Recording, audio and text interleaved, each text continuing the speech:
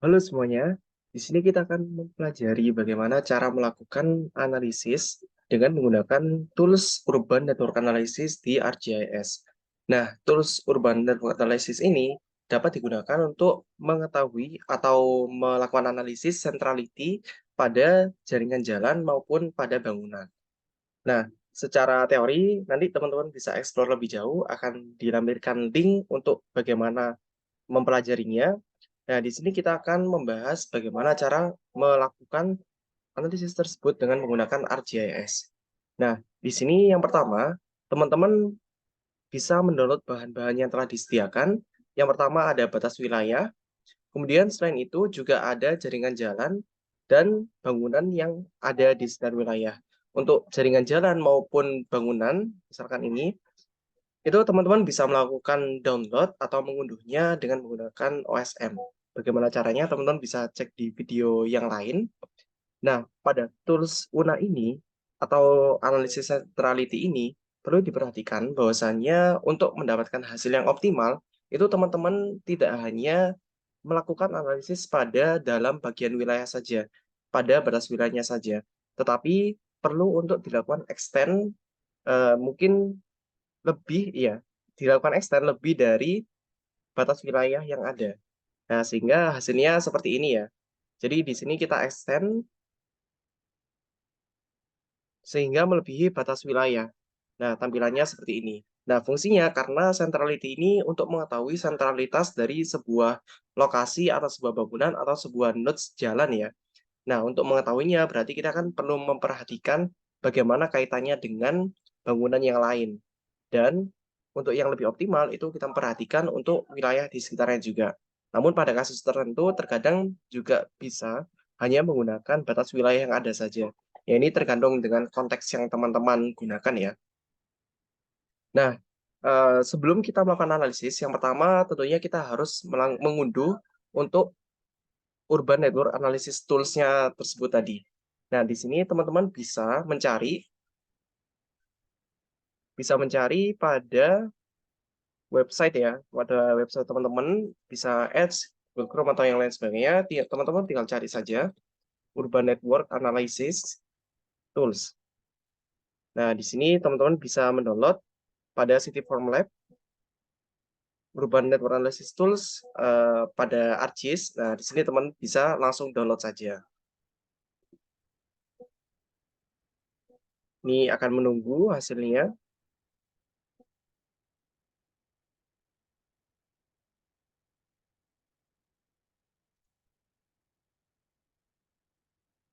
Nah, di sini sudah terdownload ya, teman-teman. Nah, selanjutnya teman-teman bisa membuka foldernya, yaitu misalkan pada bagian downloads ini, dan kita cut dan pindah ke lokasi penyimpanan teman-teman. Misalkan saya pindah ke tutorial Urban Analysis, dan di sini saya sudah pernah mendownload. Tinggal diekstrak saja ya teman-teman. Klik kanan kemudian ekstrak. Nah, teman-teman bisa melihat di dalam zip-nya tadi, itu terdapat tools-nya, kemudian UNA help-nya, dan juga test file-nya. Ini untuk mempelajari dan juga bisa membaca dokumentasinya, teman-teman. Nah, setelah kita mengunduh dari tools-nya tadi, kita akan memasukkannya ke dalam ArcGIS. Kita buka lagi ArcGIS-nya, seperti ini. Nah, yang pertama kita bisa melakukan connect terhadap datanya ya, teman-teman. Bukan terhadap data, maaf, terhadap tools-nya tadi. Jadi kita buka ArcToolbox kita di bagian kanan, atau teman-teman bisa membuka pada bagian atas ini, ArcToolbox.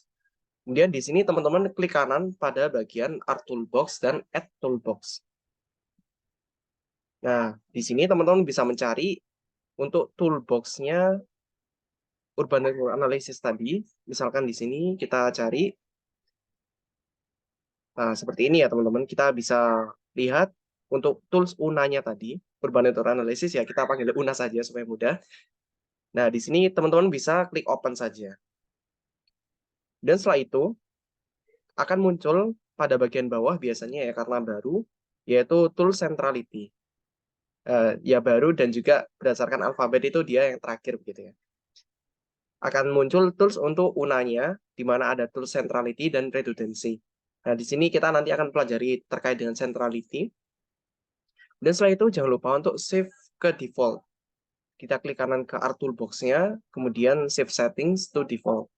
Jadi ketika kita membuka ArcGIS lagi, secara default dia akan ada tools-nya UNA-nya tadi. Seperti itu teman-teman, save setting to default ini. Nah, kita sudah mendapatkan ya untuk tools-nya sehingga kita bisa running.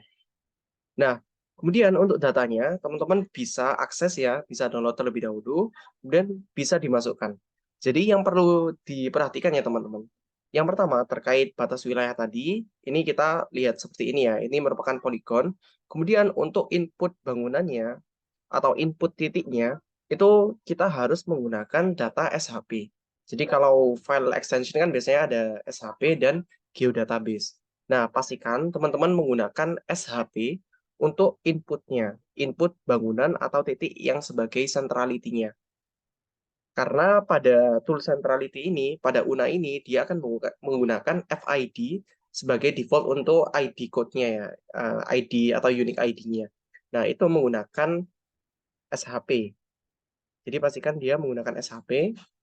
Nah, kemudian teman-teman juga harus membuat network dataset. Karena untuk mengetahui jaringan jalannya, karena UNA ini berbasis jaringan jalan, dia menggunakan jaringan jalan yang merupakan network dataset. Nah, di sini sudah ada network datasetnya. Teman-teman bisa membuat sendiri terlebih dahulu atau menggunakan yang sudah ada. Kemudian pastikan teman-teman sudah membangun ya atau membuild untuk datasetnya. Kita klik kanan, kemudian jangan lupa diklik build. Nah, the network dataset has already been built. Ini sudah terbangun ya, sudah terbangun dengan defaultnya karena sudah kita rapikan. Nah, kemudian bisa di-add.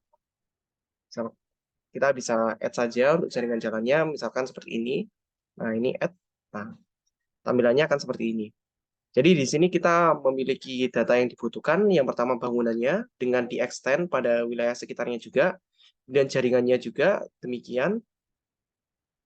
Dan kita sudah bisa untuk memulainya. Nah, kita bisa membuka tools-nya, yaitu pada UNA tadi. Dan kita klik centrality. Seperti ini. Nah, di sini kita bisa memasukkan yang pertama terkait inputnya. Jadi, input untuk centrality-nya ini akan berdasarkan titik-titik ya, akan berdasarkan titik atau poligon, di mana bisa disesuaikan. Misalkan input buildings-nya kita masukkan sebagai poligon ya, karena di sini datanya berupa poligon. Tapi kalau untuk inputnya berupa poin itu juga bisa. Nah, seperti ini. Kemudian input network analysis-nya. Analisis networknya ini kita masukkan, kita pilih dari drop down-nya ini, dan kita klik tutorial UNA dataset, network dataset. Nah, seperti ini.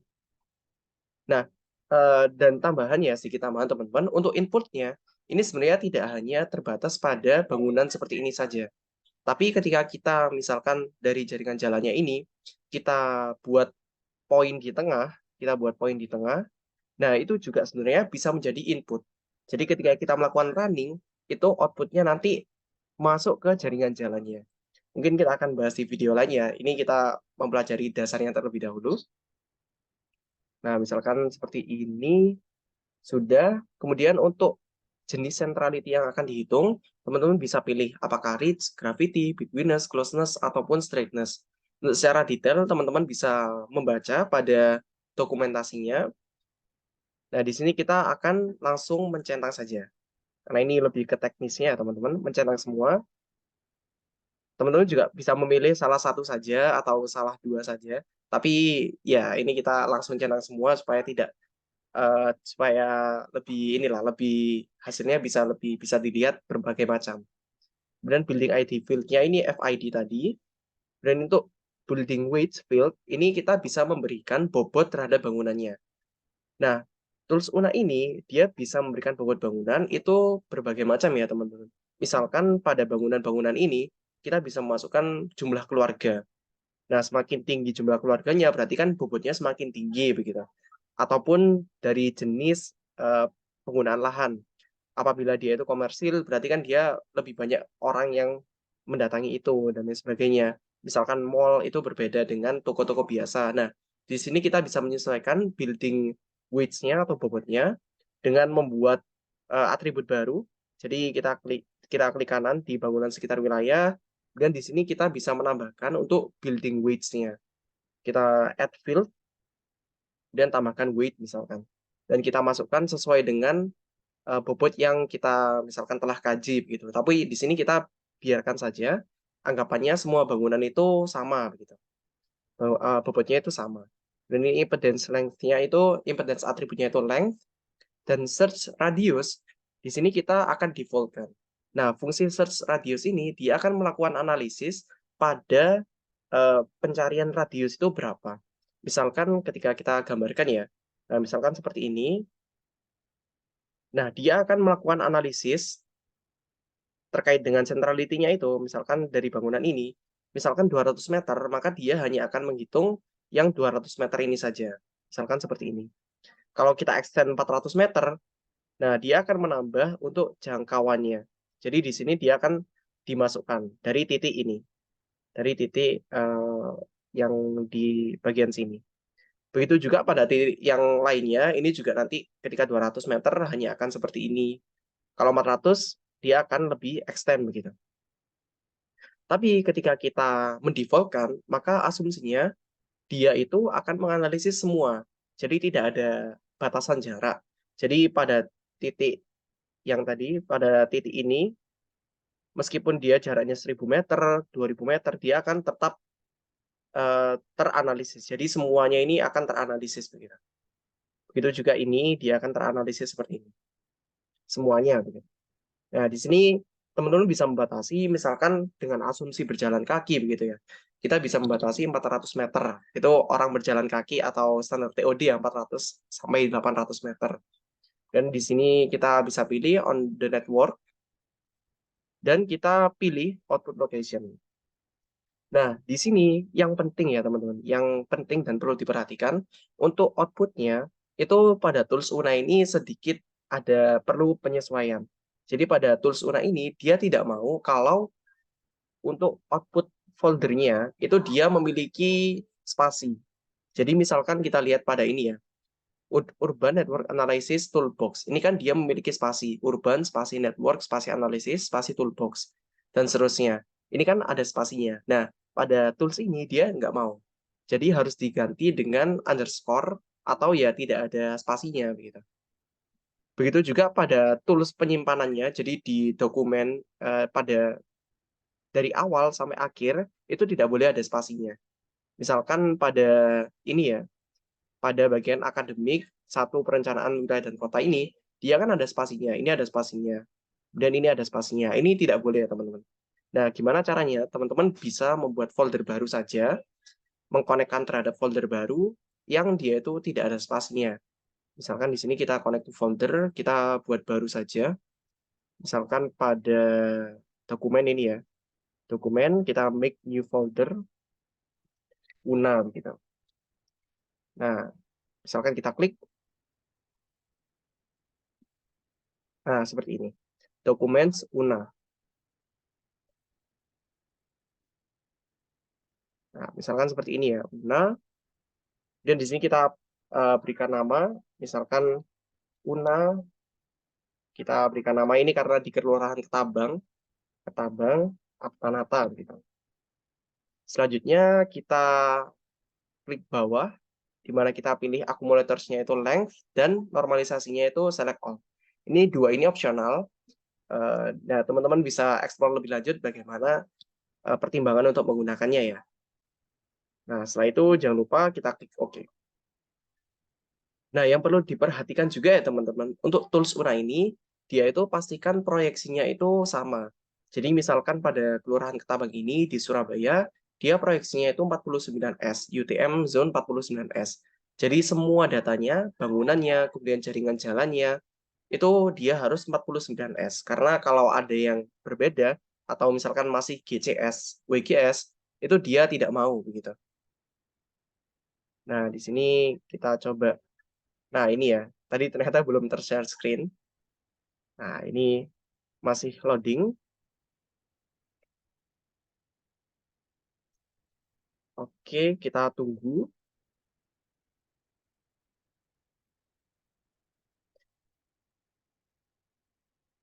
Nah, ini untuk loadingnya, ini tergantung dari datanya teman-teman ya. Kalau datanya itu banyak, maka dia loadingnya akan lebih lama.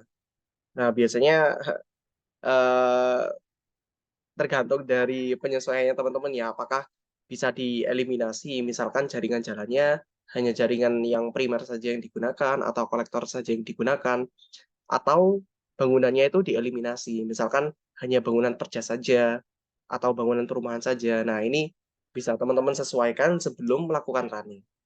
Nah, di sini sudah loading.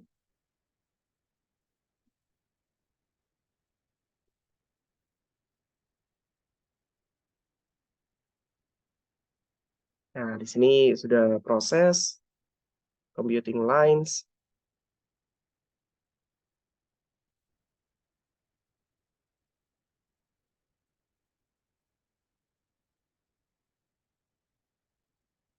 Kita tunggu.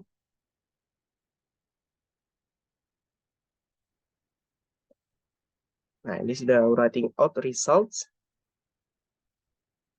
Nah, dan ini sudah kita dapatkan untuk hasilnya. Nah, kita bisa zoom to layer. Nah, hasilnya seperti ini, teman-teman. Untuk centrality-nya. Jadi misalkan di sini kita bisa atur untuk apa yang kita tampilkan. Misalkan di sini ya reach begitu ya. Nah, dia semakin tinggi nilainya, dia itu asumsinya bisa menjangkau bangunan semakin tinggi juga, semakin banyak begitu. Nah, misalkan pada bangunan ini, itu tiap bangunannya itu bisa menjangkau, kita klik ya, salah satunya dari bangunan ini dia bisa menjangkau reach-nya 169 bangunan gitu. Nah, untuk reach ini, itu tadi kita sesuaikan 400 meter kan. Jadi, asumsinya dalam 400 meter dalam berjalan kaki, dia itu bisa menjangkau 169 bangunan. Begitu juga pada yang titik lainnya, ini 186 dan seterusnya. Nah, semakin tinggi berarti kan dia itu semakin sentral karena bisa menjangkau lebih banyak bangunan dan juga berdasarkan jaraknya juga ya. Artinya dalam 400 meter dia bisa menjangkau lebih banyak bangunan. Dan kita bisa ubah juga, misalkan di sini kita ganti betweeners begitu ya. Nah, oke. Nah, seperti ini. Untuk betweeners itu dia asumsinya dia dilewati oleh berapa bangunan atau berapa titik begitu. Artinya semakin merah, dia akan dilewati oleh berapa bangunan di sekitarnya begitu. Nah, misalkan seperti ini hasilnya ya, teman-teman. Nah, artinya dia semakin tinggi nilainya, berarti dia semakin sentral. Kita bisa lihat berdasarkan betweenness dia di bagian sini, bagian kanan atas, kemudian kiri bawah, dan bagian kanan bawah juga ya. Dan berdasarkan closeness juga teman-teman bisa explore bagaimana hasilnya.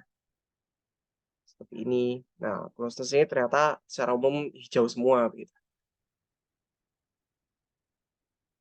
Nah, selanjutnya teman-teman bisa menyesuaikan ya untuk legendanya atau simbologinya bagaimana yang menampilkan secara lebih bagus, ya itu sesuai dengan preferensi teman-teman sekalian. Ini misalkan. Nah, ini nah sekian untuk video kali ini. Terima kasih banyak sudah menyimak dan selamat mencoba teman-teman. Kalau ada pertanyaan bisa disampaikan melalui kolom chat ya. Terima kasih.